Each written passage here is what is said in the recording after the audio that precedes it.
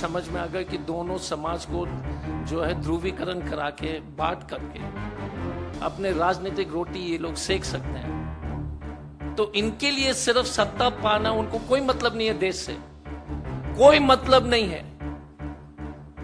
खास तौर से ऐसे प्रदेश में जो बॉर्डरिंग स्टेट है, पहले से ही बहुत सेंसिटिव।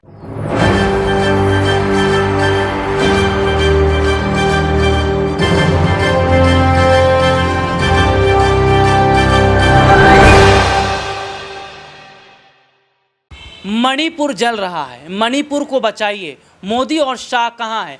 मणिपुर हिंसा बहुत कुछ कहती है। मणिपुर में हिंसा हुई नहीं, हिंसा करवाई गई है। और हिंसा हुई क्यों?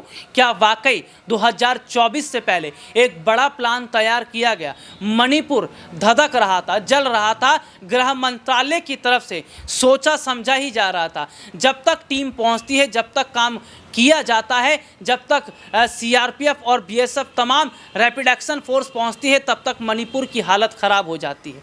लेकिन मणिपुर अगर धधका, अगर मणिपुर में इतनी बड़ी हिंसा हुई, तो हिंसा के पीछे की साजिश में शामिल कौन है? कांग्रेस पार्टी ने एक प्रेस कॉन्फ्रेंस करके मणिपुर हिंसा का बड़ा खुलासा कर दिया। मणिपुर हिंसा जो हुई वो सोची समझी साजिश है। और क्या वाकई अब सरकार फंस रही है? क्या कुछ कांग्रेस की तरफ से कहा जा रहा है? देखिए एक रिपोर्ट।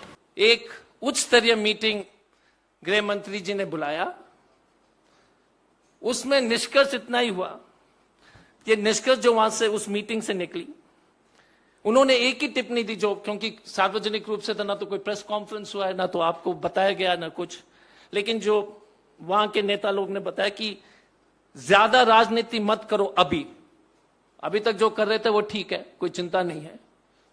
और इस प्रेस कॉन्फ्रेंस के माध्यम से मैं स्पष्ट रूप से आपको बताना चाहूंगा कि जो स्थिति है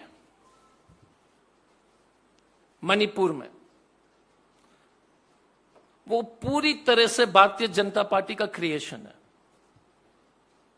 17 मई को मल्लिकार्जुन खड़गे जी, कांग्रेस के प्रेसिडेंट, ने एक डेलीगेशन को जाने का आदेश दिया था मुकुल वासनिक जी के नेतृत्व में। उसमें सुदीप रॉय बर्मन जी जो त्रिपुरा के विधायक हैं और हम थे। हम लोग वहां पहुंचे 18 तारीख को। तो स्पष्ट रूप से हम लोग को ये जनता के बीच में, जब हम लोग अलग अलग जो है सिविल सोसाइटी से लेकर समाज के अलग अलग लोग से, जो हमारी जो है बहुत सारे लोग से मुलाकात हुई थी, तो स्पष्ट रूप से ये सामने ये बात आई कि कभी भी मैती समाज और कुकी समाज के बीच में कभी इस तरह का जो है झगड़ा कभी था ही नहीं। जब से भारतीय जनता पार्टी को यह समझ में आ गया कि दोनों समाज को जो है ध्रुवीकरण करा के बांट करके अपने राजनीतिक रोटी ये लोग सेक सकते हैं, तो इनके लिए सिर्फ सत्ता पाना, उनको कोई मतलब नहीं है देश से, कोई मतलब नहीं है।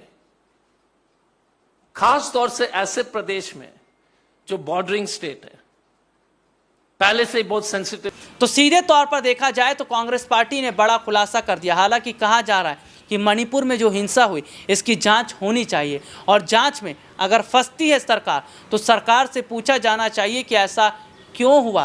क्योंकि ये कहा जा रहा है कि जब जब चुनाव आते हैं और तब इस तरीके की स्थितियां बन जाती हैं। और जिस तरीके से देखा गया कि अचानक से मणिपुर आग की लपटों में उठता चला गया, तो क्या ये बताता है कि 2024 के चुनाव से पहले एक और प्लान तैयार कर लिया गया है? और क्या वाकई इसकी भी अगर जांच शुरू हो जाती है, तो तमाम भाजपाइयों की पोल ही खुल जाएगी। आज के लिए इतना ही। आपसे फिर दोबारा मुलाकात होगी, तब तक के लिए इजाज़त दीजिए। नमस्कार।